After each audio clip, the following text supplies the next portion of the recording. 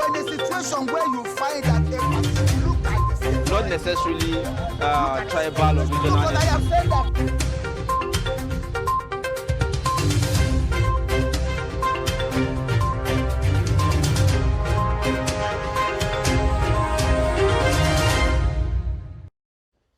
All right, thank you for staying. Now, taking a look at the stories on the front pages of our newspapers. We'll call it dailies on Daybreak.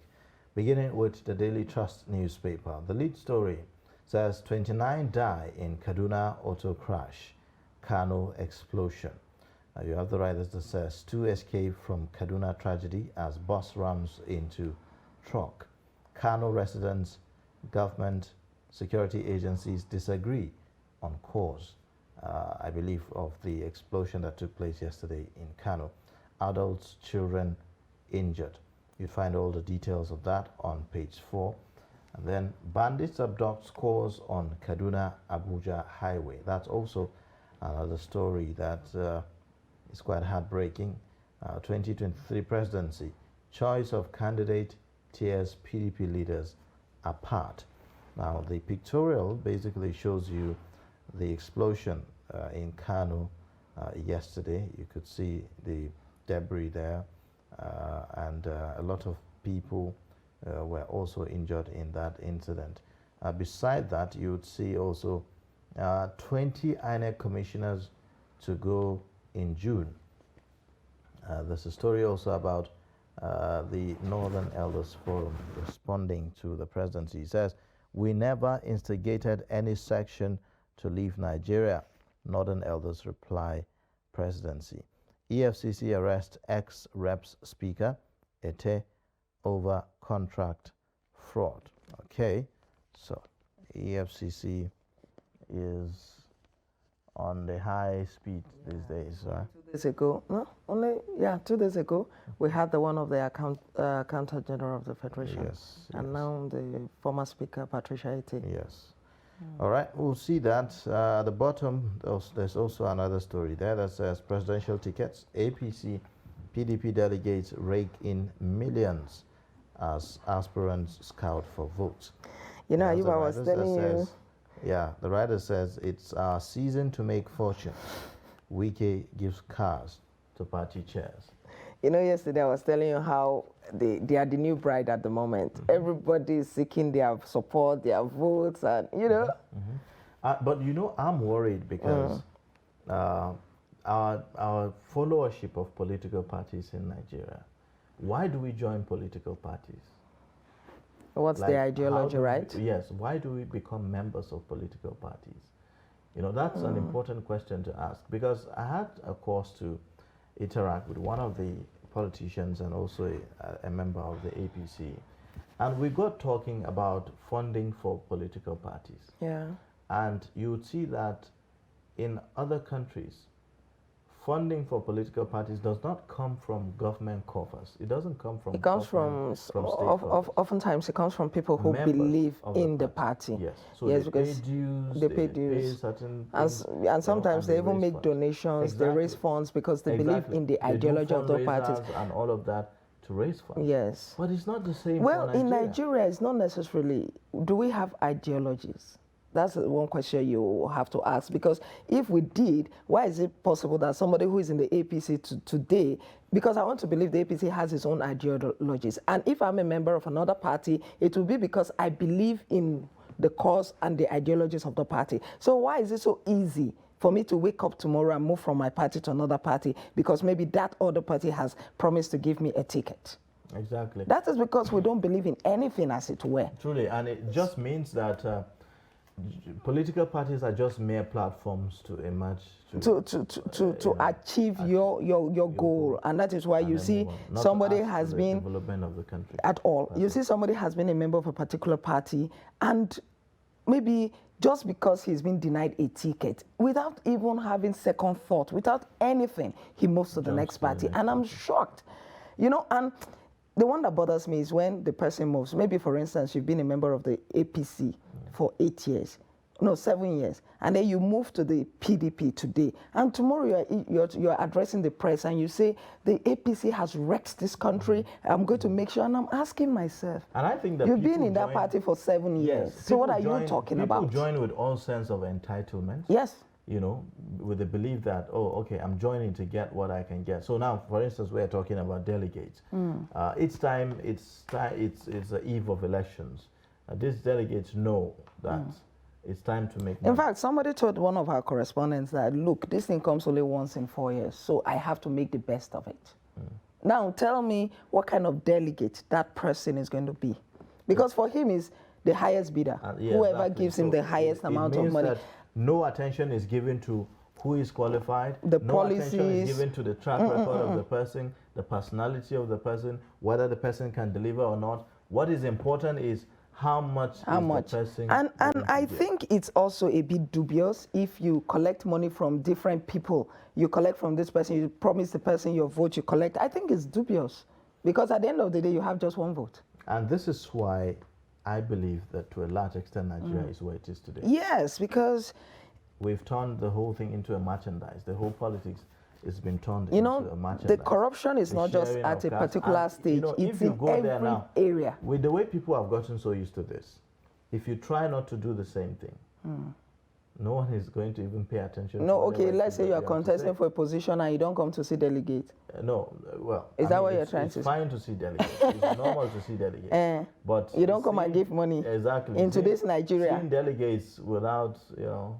I doubt if you go anywhere because you'll be like, oh, that one is just speaking English. You that one is you just. might just come and find yourself the only person in the hall. Yes. You know, and all of that. Nobody will come for you. So, Nobody. But, you know, but that needs to change. it needs That's to change. where the It's problem dubious. For me, it's even criminal for you to collect money and then vote for the person because of the money you've collected. Even when you believe, because some of them actually believe that this person is going to be a disaster when he gets into office. They know, but because he gave them more money, it's very unfortunate if you And ask now, me. look at that. This is the kind of politics that we have practiced, and we've always voted, you know, in favor, not in favor of our conscience, but in favor of, you know, biases and what sentiments and what we are going to get. Now, look at this late story today. We are talking about people being kidnapped on the road. You know, I mean, this is the often time that is happening. Yes. It has been happening almost all the time. The Kaduna-Abuja highway now is almost like a death trap. Look at that incident yesterday. It happened at 4 p.m. 4 p.m. I mean, in broad daylight, 4 p.m. They said earlier in the day there had been an attack in Qatari. Then later they came back for this one. Maybe it's the same group, maybe it's another group. But the point is that that attack took place. Do you understand? And that is at a time where people are running around trying to rule this country. Yes.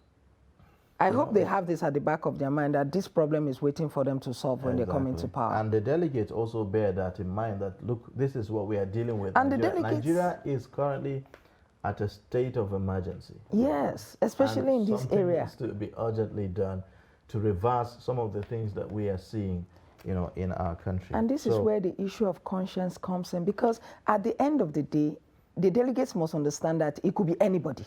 Anybody could. I mean, you could fall victim, or you may have your security personnel and all of that, but you don't know your cousin, your child, your uncle. Anybody could be there. So it's important that they understand that and ensure that we get it right. Exactly. So it's serious business. It's not what you It shouldn't toy be cash and carry. at all. And then the tragic incident that happened in Kano yesterday. Until now, there's still a debate as to what exactly happened. Is it Gas explosion. a gas explosion? Is it a bomb explosion? Because, you know, from some of the residents and some of the eyewitnesses said that it was a suicide bomber. And then, on the other hand, Despite government and all those security agencies are also saying that, look, there was no any suicide bomber. It was an explosion. Despite the statements by the police, the state government, that it's a gas explosion, I saw that some residents are insisting that it's a suicide bomber. Sure. But, you know, if there were suicide bombers, maybe the corpses would have been there for people to see, right? Yeah, so the thing is, because we have a rubble here, we may not be able to, like, To see it. unearth everything just on the spot or immediately. And also, from the videos that were shared on social media yesterday, I think I saw some bodies on the ground. Yeah, but from what our correspondent said, he said that the welder was one of the casualties. So since it happened at that place, one of the corpses may have been that of the welder, because they said the welder and some persons that were around when it happened were part of the deceased. Huh? Well, we would see the outcome of the investigation. The Kano State government, through the Commissioner of Information, said that the investigations are on to. And I hope whatever is found is made public. Yes, the actual cause, of that explosion. But the point is that lives have been lost, and it is quite Sadly. a tragic one. About 9 people so far, from what we've heard, have died as a result of that incident. So many children were injured. There was a school close by to where that incident happened. There was panic in that part of the state yesterday. In fact, according to our correspondent, all the schools, apart from that school, where of course parents rushed down to take away their children, all the schools around there had to shut down immediately. And the sad thing for me, Stella, is when I heard that some hoodlums, I don't understand it, how we think in this country. In an attempt to loot items from shops. Yeah. When people are dying, when some people are injured. In fact, at that time, there was this building that was close to the place. They said some persons were trapped in the building. Of course, after some time, they were able to evacuate those persons. But maybe at the time those looters came, those hoodlums came to loot, those people were still trapped. But what was important to them was to loot. And there was also, it raises a whole lot of questions for me, that where is our humanity? Like, this is something, it's a tragic thing that happened and lives are involved. Yeah. And, there are rescue efforts ongoing, and all you're after is how to loot. And then I also heard that, in the effort to, do their jobs, security officials and other respondents, emergency respondents, there was this, clash somehow, where the drones are being stolen at security officials. At the rescue, as those who came to rescue do their the jobs people. And all of that. But I don't know what informed that, but that's not the best thing to do. I think it's as a tragic thing that's happened. I think as a people, we're losing ourselves. We're losing our humanity on a daily basis, and it's time for us to go back to where it is, where we are coming from. Because how did we get here? We need to start asking that question, because people don't care. That empathy, that thing that we used to have as a common people, is gradually, we're gradually losing it. Yes. We just want to. And sometimes we think that, these things, they can happen to anybody. Of course. That's one thing that we sometimes forget. It can happen to anybody. So today you're on this other side, championing violence and, trying to force your way, to find your way out of something, or what you pursue whatever interest, forgetting that a day could actually come. It may be you. It may be you that needs the help. You need the sympathy. The day will come. You need that sympathy. You need that help. You need someone to tend to your, to your pain and all of that. And then nobody will be there. Because if anything, anybody that comes there at that point, even if you don't have the expertise to try to help, you could, ask the security man, what can I do? Or if you cannot do anything, go home.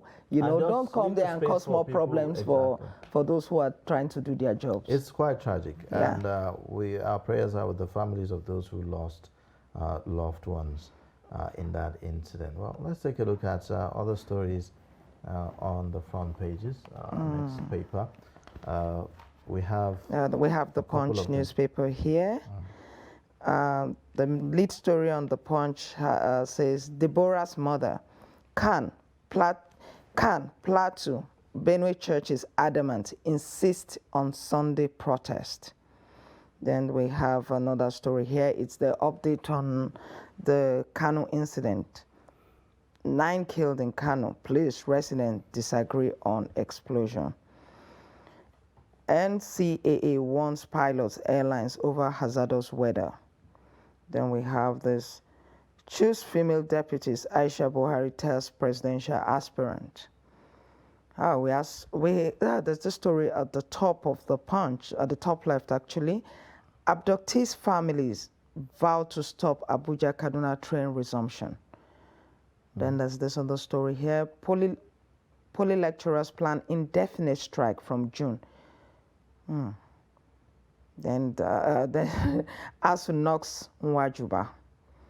Then there's the story here. EFCC arrests ex-speaker Ete over 240 million NDDC contract.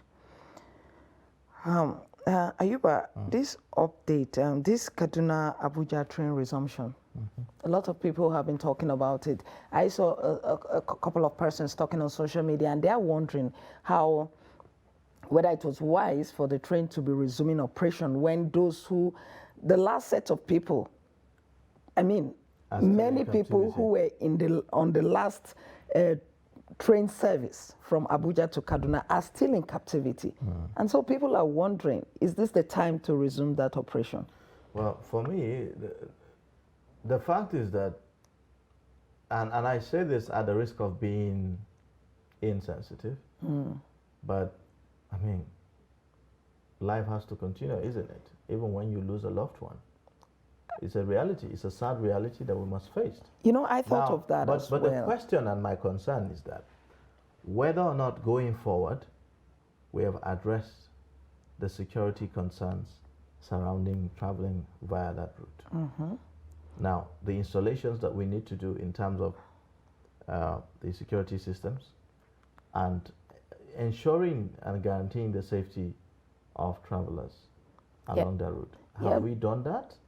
Because a lot of people are wondering, if we haven't done have you restored confidence in the people to use this same train? Exactly. You know, if we haven't done that, then it will be foolish, in my thinking, to go back to continue the way it was, without making adequate plans to actually, secure you have the to lives make of those Nigerians. adequate plans. And then again, for the families of, for the victims, the abductees who are still in custody, I hope that by the time this service returns, that government will not forget and just move on and behave like nothing ever really happened.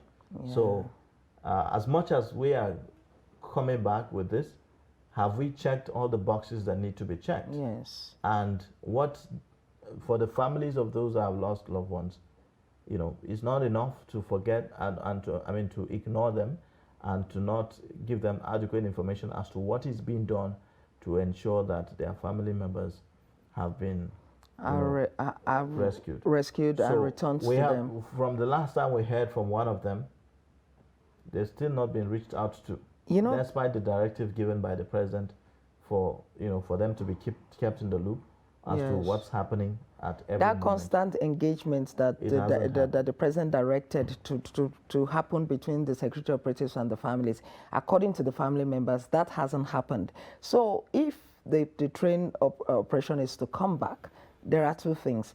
The families are going to wonder if their relatives have been abandoned. That's one part. And then the Nigerians that are going to use it, like you said, what has been done to restore confidence in the people that are coming to enter that train? So these are the boxes that I believe that they need to do stuff and then let Nigerians know that, okay, we have done certain things to ensure safety. They don't need to tell us everything that they have done because of security concerns, but that assurance needs to be given so that, I think at the end of the day, what we look forward to is hope, isn't it? Yeah. Yeah, we hope that the trains are safe and we hope that the abductees are going to be released at the end of the day. Now, take a look at, another story at the very top there, the aviation fuel saga. What we said the other time appears to be the reality now. It says that Jet A1 Airlines marketers 480 per liter supply deal crashes. Product sales at 612 naira per liter. So it's more like, when we said, well, if the 480 naira is going to be just for 3 months, then have we solved the problem really? What happens after? Indeed. But here we are. We have not even that exhausted one the wasn't 3 even months. implemented. The Yeah, 480 even per liter was not even, it didn't even happen. Exactly. So you wonder when we enter into agreements or we enter into negotiations, what's the push factor for us? Is it just to suspend the disaster at the moment, or is it actually to deal with the issue, from the roots of it? So if we are still where we are now, then I don't know what's going to be. One thing we do for in the this aviation country is sector. always this quick approach. This let's just use anything to avert a crisis that is looming. That night, the airline operators had said that they were shutting down flights the next day. So anything could have been done that day. And I think that was what happened. They promised them 480 per liter. So just so that strike would not hold. And days after, we're still where we are. So that was why I was talking about it last week, that it's important there must be a comprehensive way of looking at the crisis in the aviation sector, because there are too many things happening in the aviation sector at the moment, and they need to look at all of them so that one day we just don't wake up and then truly no flights. That we're on lockdown. Exactly. Because that's what is going Yes, on. look at this insecurity situation on the road. So a lot of people don't want to go by road. So it will be a lockdown if this happens. All right. Now, other stories of interest. The Polytechnic lecturers are planning an indefinite strike from June. You can see how the whole thing is deteriorating. It's not getting any better. Should we be alarmed? The answer is yes, because you would have more students. They are joining their staying brothers in ASU. at home. Yes, that's what it means, literally. Ayuba, do you think that if you take a list and then you decide to write down all the problems in this country, I mean, it will be a very long list? It will be a whole book. I mean, You could it have a will whole be a book. very long list. And it's more like, the more we try to solve them, it's more like pouring water in the basket. Honestly, it doesn't get anywhere. The solution. there are problems almost in every sector. Anywhere you look, there is a crisis. Surely. And we as a people are also not helping socially. Take a look at the story about the protest that is being proposed now by CAN. There's disagreement here and there. CAN, Plateau, Benue churches adamant insist on Sunday protests. They ignore governor's warnings against the demonstration. Seek justice for Deborah. No street protest, say Plateau. Borno government. El-Rufai warns troublemakers. NBA slams Tambuwal. Wants murder charge for suspect. Police advise CAN. You know why I have a problem with street protests? Because it could be hijacked. That's just the problem. It's a huge problem that needs to be looked at. No matter how organized, hoodlums will hijack it and it will turn into another thing. So maybe... No matter how organized. I mean, we've seen that with the EndSARS protests. Yes. Very organized, highly organized. But yet... It was, hijacked. At a point, it became a confrontation between the protesters and the hoodlums. Exactly. And at that time, how do you handle it? How do you separate the hoodlums from the genuine protesters? So it's a very tricky situation. I believe so yeah. too. All right, now let's take a look at other stories. The Nation newspaper this morning also leads with a political story. It says, presidential, governorship primaries, APC begins process. Delegates election tomorrow. Governorship candidates shadow poll on Friday. You also have soldiers chase away protesting students in Akure. EFCC relocates arrested accountant general. And then you also have 9 die, many injured in Kano gas explosion. Deborah, NBA shifts Sokoto conference. And then federal government puts Facebook under watch over IPOP. You have also Amotekun's success makes restructuring imperative, says Bauchi governor. So these are the stories on the front page of the Nation newspaper. Well, talking about Amotekun, the governor of Bauchi State, on his tour seeking the votes of delegates in the forthcoming primaries of the PDP, I believe, is commending the Amotekun program. But come to think of it, it looks like the Amotekun thing is working at Southwest, isn't it? Is it really? At some point, we didn't hear anything about them anymore. Yes, there are times that you hear about them, but I expected them to be a bit more vibrant than what we are seeing. So I really don't know about the success. But there's also the issue of, strengthening some of these. What do they call them again? Did they call them regional security outfit or what? Yes, it was supposed to be regional security outfit. So, there's also the the conversation about, arming them. Yeah. In a way that they can actually guarantee the protection of people. And there was also the issue of are they trained to carry arms, and what kind of arms do you give to them? What kind of training do they have, and what kind of arms do you give to them?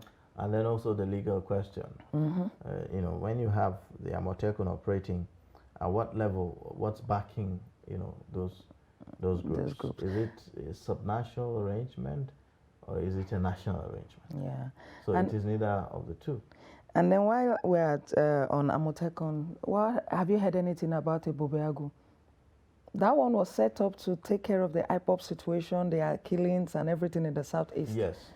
We have heard pronouncements, actually. Exactly, that's all. We have heard pronouncements. We've not, I have not seen them. I remember Ebobeagu, it has to do with the lion. And I remember a story that was titled, Ebobeagu Fails to Roar. Because after they were set up, I didn't hear anything because the attacks by IPOP are still ongoing. Exactly. So you wonder who is the Ebobeagu? Exactly. Is it the IPOP? But we'll continue to see how all of that turns out. It says the story about federal government putting Facebook under watch over IPOP. Well, apparently that's also a very important thing. We see a lot of propaganda, posts, fake news on social media, and it's really alarming. And I think that it's time that something is done. I mean, at the risk of getting very unpopular. Exactly. I would say that I think we've gotten to that point where perhaps we should consider some form of regulation. I agree totally. I agree totally. Because we're using it to cause problems for the country. True. Oftentimes, people just go there and post certain things that are not true, and before you know it, it will escalate. Somebody will take it and tag another person, and before you know it, it has gone far. I truly believe that. And I think that Nigerians are taking quite a lot of things for granted. Yes. I feel like we do not really understand the cost of war. We perhaps do not really understand the cost of war, and that's why you hear certain people sometimes chanting, drumming. And let's go to war. They haven't even sat down to understand the impact and how dangerous that is for a country like Nigeria. And I'm sure that it's not a place we all want to be. At all. With our population of over 200 million, who will take us in? As much as possible, we should avoid it. In your little post on Facebook, as you are watching, whatever you are typing or you're posting on Facebook, please double check before you share, because you never really can tell the impact that will have, on the society, as a whole. So, and sometimes I wonder what people gain by sharing information that is not true. I just wonder. Or when something happens, you've not been able to confirm that this is exactly what happened. You just go on Facebook and post it. And sometimes from people you even respect, you expect them to know better. And this argument along the lines of ethnic and religious lines that seek to divide the country further, it's not doing anybody any good. We're not even benefiting anything from it at all anyway. So it's important that all of us as Nigerians actually come together and unite and end some of these narratives that we are seeing everywhere. Well, with that, we'll take a pause now and then take a look at our segment, My Daily Hustle. And then when we come back, we'll take a look at the newspapers more in depth later on the program with our reviewer. For now, let's take that short breather. Stay with us, please. But in a situation where you find that a person look like the same, Not necessarily tribal or but I regional. have said that.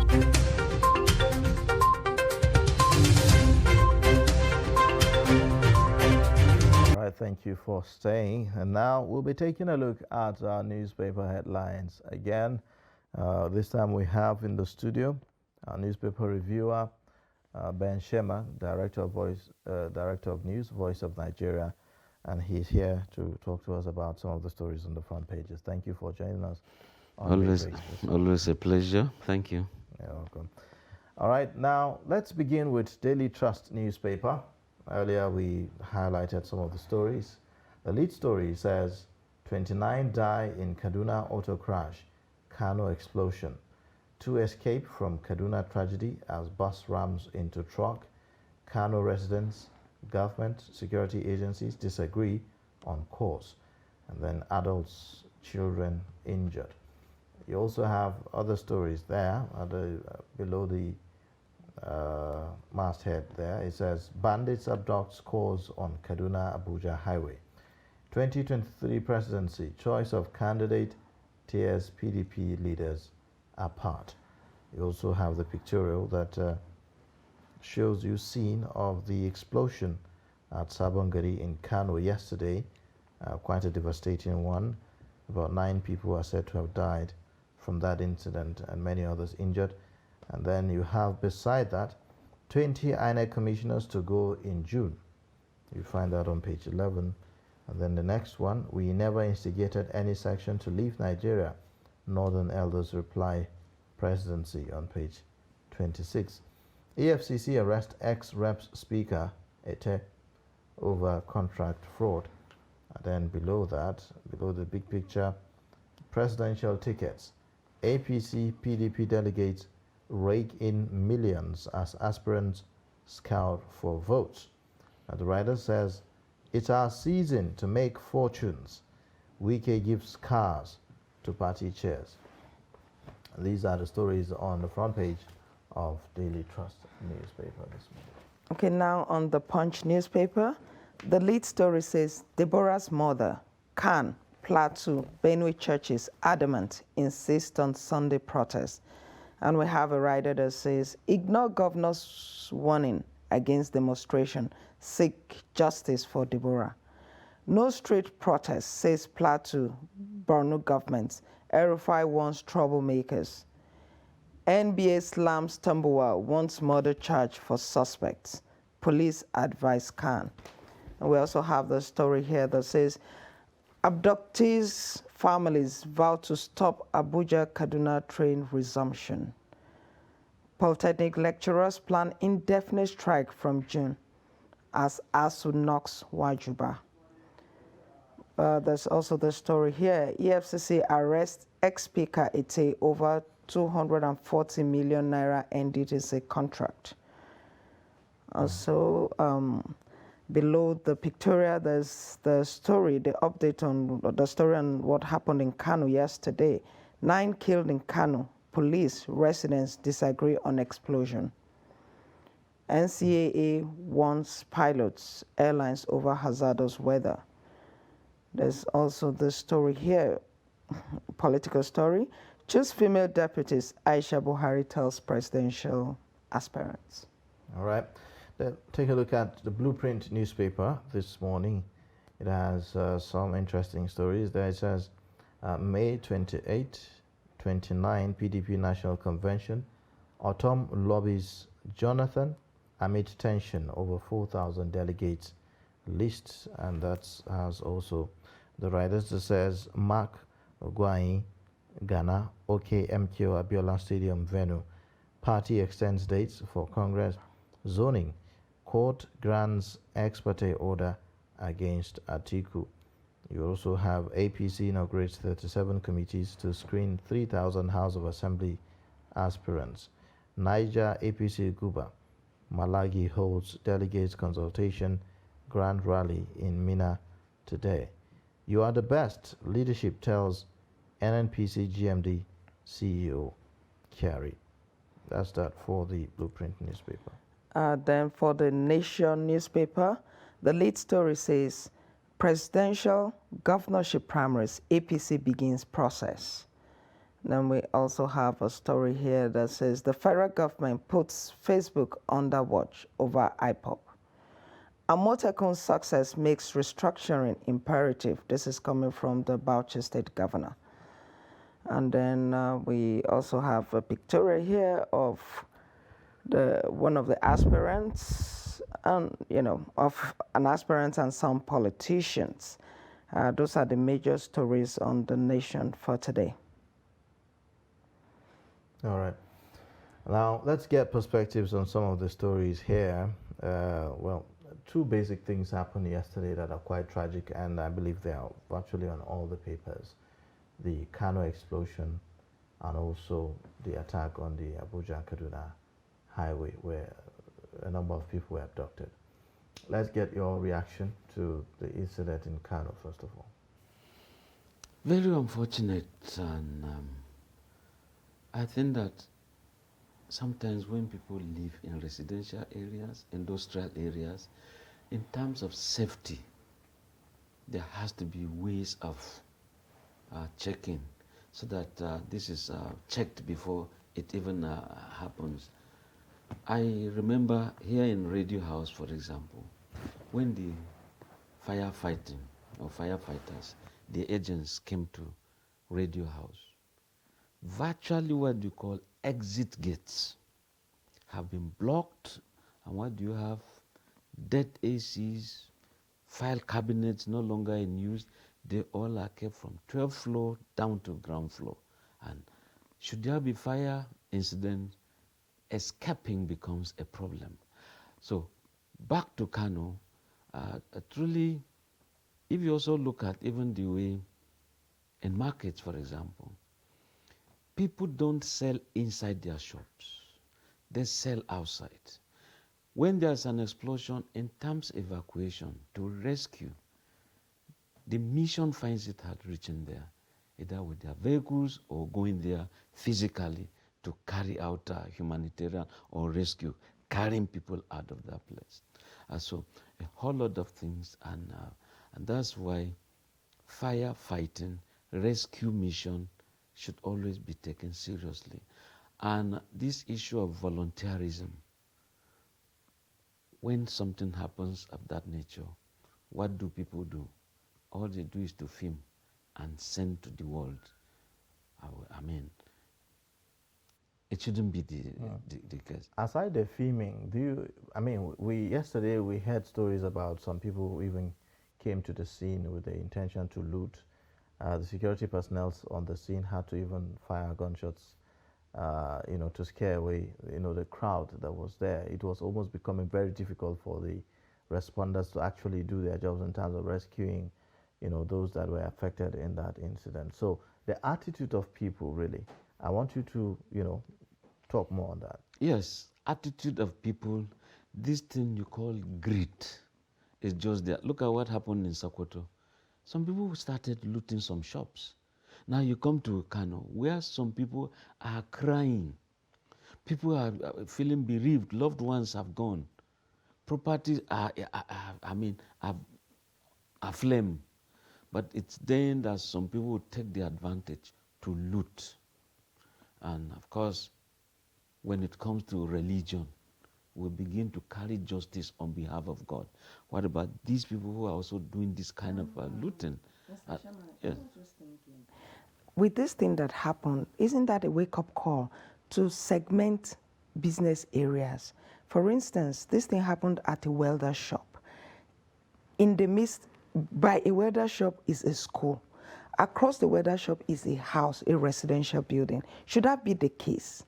It shouldn't be. If you even go to Zone 3 here, you see a filling station. Next to it is an eatery.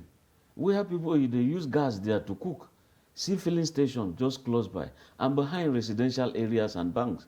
And so it's serious in terms of standards. Who are the approving authorities? Some people are failing on their jobs. And again, we're also failing on the side of conscience. We've seen instances where, yes, some people do this welding, and you find out that explosives, gas cylinders are just close by. We've had instances where in Zone 3, I know this thing you call pleasure. They took a generator inside the house, and the parents were just not in. The children, of course, they knew how daddy will always on the generator, and they went and on it. They were busy watching TV. Suddenly, everyone went blank.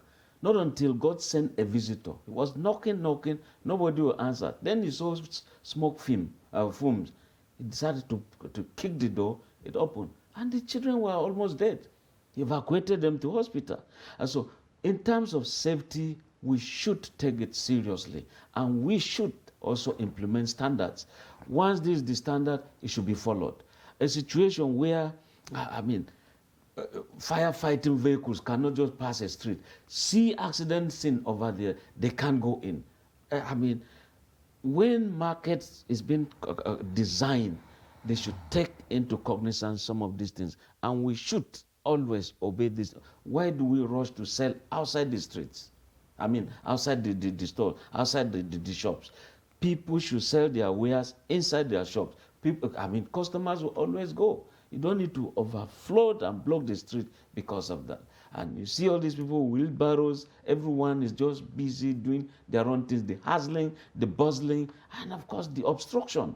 So you just find accidents all over the place. Now go and see the way electricity is being tapped illegally. And the human accidents, being planned by human beings unconsciously, just waiting to happen. This is a situation where electricity distribution companies should also have inspectors to check some of these things so that we avoid this gruesome murder. I'll call it murder because it's like we plan to do it. Okay, now let's take a look at other incidents. The other one I talked about, the attack on Abuja-Kaduna highway. That one is becoming almost like a daily occurrence now. Honestly, we expect that by now, when the military at the point deployed what they call the female corps of the Nigerian army, trained to fight terrorism, they did those deployments there. Have they been withdrawn? And is it not possible for us to begin to have these highway patrols again? Is it not possible at the point, the Air Force, we should be talking of helicopters constantly, some leaving Kano to Kaduna, Kaduna to Abuja, Abuja, Lokoja, in that order.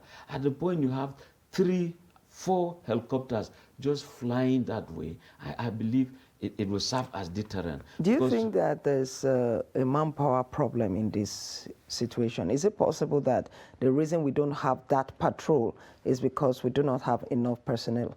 Incidentally, today's wars are really not about the size of those fighting, but the equipment. What some 2 fighter, some 3 fighter, some 4 fighter pilots will do is more than what ground troops can do. Up there, you liquidate whoever is the problem on the ground there. So it's really not about that. But when the Air Force destabilizes from the sky, the ground troops will now dominate, and we are sure that Nigeria becomes better for it. But when this thing keeps recurring, that's where Nigerians get worried. A situation where you can't travel by road, of course, your heart is in your mouth.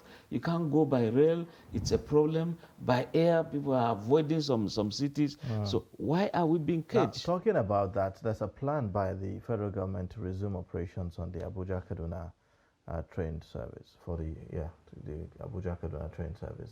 Are you concerned about that? The families of the victims said that they are going to frustrate that process to make sure that it doesn't happen. What's your thoughts on that? Yes and no. I sympathize with the families of the victims or those who even lost their loved ones. But again, there's a limit as to how we will make the terrorists have their field day. Because they are doing all of this, therefore we shouldn't resume operations. But when the families are also concerned, saying, look, government, even if you are going to use the Chinese to negotiate some of these things, why not? In a battle situation, every instrument can turn out to be legal. You can persuade, you can dangle the carrot. Of course, you can go there with the dagger, and where it's necessary, you imply which one you so choose. But I think that government should take serious action to set those in captivity free. And we've seen that the captors are also trying to play the humanists at the point they released a woman who gave birth. And of course, they snapped the baby, said, look, if you want your mother, your wife, you want your baby, bring so amount. And the other one, they have to juxtapose it with a release of a woman who indeed is counting some weeks to give birth. As they said, it's their own part of humanitarian activities.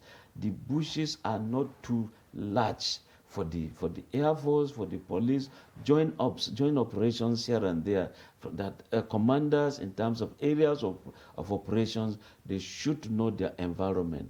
When they say map reading, I mean, when we have the aeroplanes that are some helicopters that can do a kind of Google map reading of all these areas, they should be able to know movements, strange movements, and of course, alert ground troops. And of course, when you do joint operations, the police, the SSS, the Air Force, the Army, I'm sure we'll reach somewhere, and it's the willing spirit that will make us win. In your view, if the train service were to resume operations now, do you think Nigerians have the confidence to go on those trains? Well, like I usually say, my village proverb, that a man is dead in a stream does not mean that people should stop drinking, fetching, and using that water for domestic purposes.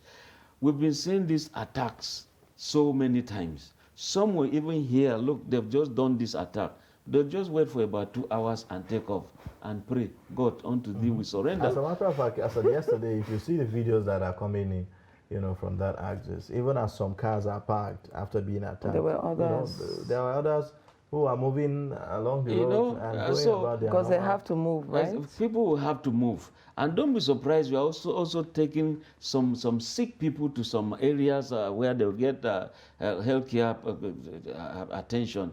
So the fact that people have been attacked on the road does not mean we should just close the road. There has to be movement. So, I mean, we have to have the assurances from government and security agencies. Can we guarantee that the issues, some of the concerns raised before the attack about, the surveillance and the security systems that needed to be installed to guarantee safety of people, have we done that? And how can we say that, there will be no further well, in terms of whether or not the security gadgets have been mounted here and there in terms of surveillance, I don't know, because I don't belong to the security circle. But again, let me tell you, the willing spirit of Nigerians, no matter what, and they move. By the time they are moving, flying here and there as civilians, that will also make the government see reasons to do some deployments. If you therefore feel like staying at home, of course, government will also feel, since you are staying at home, there's no point for us to do any deployment. Okay, now, I before we go, I want you to, hear your take on this, about the story about, the APC, PDP delegates raking in millions as aspirants scout for votes. Are you concerned about that? What do you make of this? Honestly, look, the way politics is being played in Nigeria, let us look at the countries we're trying to emulate. Let's say the federal system in America or in Germany, for example. I mean, just to show an interest that this is the amount you pay. And that tells you it is for the highest bidder. And if it is for the highest bidder, of course, corruption can crop in. And when corruption crops in, you borrow money, you sell your land, you sell your houses, you sell what you have to buy this kind of a form. And now you didn't even win. So what happens? I mean, it's a serious thing of concern. Mr. Chairman. Yes, they may rake in the money, but there are consequences on society. It is like tarring the road for corruption. We have signaled that, look, is not going to be easy. If you spend this money and you get elected, of course, you still have Mr. to Chairman, recoup. Yes. my question is on the delegates who are raking in this money. Don't they have a moral obligation here to the country? Because what it appears, what the story is saying is that these delegates are sitting back, aspirants are coming to them with money. And if this, I mean, at the end of the day, it could be a case of the highest bidder getting the ticket. Yeah, you see, any man who climbs and fetches money from a barn, from a granary of a farmer, and stretches his hand and gives the other person on the ground to receive, they all are thieves. Now, what am I trying to say? When you have delegates who indeed you've been so elected by the people to go and be a delegate, and the people told you, look, this is the person we want. You now go in, you are being swayed, you are being taken away by politicians. You see that you are not voting your conscience, you're also not voting the people's conscience, those who elected you. And when the time comes, Taylor, see, many of these hotels by now would have been booked. By the time some delegates come in, you are just in your room. You are told not to move. And of course, before you move, somebody is in charge because he has paid, he has brought you, and this is what he's giving you. Some people want to penetrate you there to know what is happening there, but it becomes a no-go area because you now have to move as a group to go vote for the person who indeed has brought you there. It's not supposed to be so. And that's why we are seeing some people are saying, look, we might be, or they might be adopting consensus candidacy. If they do that, well, it's still part of another democracy. But for the delegates, honestly, and usually they will say, the more, the merrier. The more you have many of these candidates, the better. But when you wake up, you now say, it's by consensus. And those who indeed look at APC when they had their national convention for the election of national officers, those who indicated interest and were told, look, it's now consensus, okay? Whatever amount you paid, take your refund, and because it's consensus. Okay. Some party officials felt angered, felt injured financially because they've seen that money was entering. Now the president said, refund that money. Okay. Well, thank you so much. We'll end it here at this point. Thank you for coming on Daybreak and sharing your perspective with us. My pleasure as usual. Thank you. We hope to see you again next week. Thank you very much. Our reviewer is the Director of News, Voice of Nigeria, Ben Shemang, and he joins us to talk about the stories on the front pages of our newspapers. And that's that for the dailies on Daybreak. We'll take a short breather, and then when we come back, we'll take a look at another discussion on the program. Please join us again. But in a situation where you find that a person look like the same, Not necessarily tribal or regional. because I have said that